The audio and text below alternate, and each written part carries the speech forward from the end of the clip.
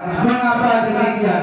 Dikarenakan dengan adanya cinta dan kasih sayang kita yang kita terapkan dalam hati yang paling dalam kepada kedua orang tua kita, kita jauh lebih terarah kepada hal-hal yang dapat membuat hati mereka menjadi senang, hati mereka menjadi gembira dengan perbuatan yang kita lakukan.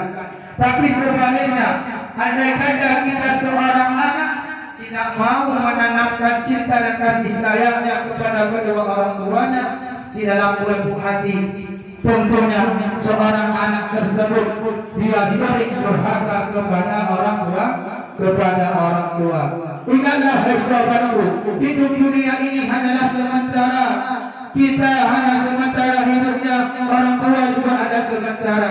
Bila kita sia-siakan waktu bermain dan bermanja dengan kedua orang tua, kapan lagi waktu tidak akan yang kedua kali, tidak datang yang kedua kalinya. Maka pergunakanlah umur kepada tempat-tempat yang diridhoi oleh Allah Subhanahu wa taala.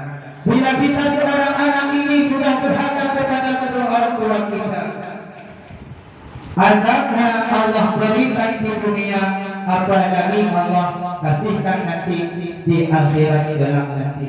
Sesuai dengan hadis Rasulullah sallallahu alaihi wasallam mengatakan, apa kata Rasulullah? Man kana lahu waladah wa lam yudhha kharaja min ad-dunya ala ghairi syahadah.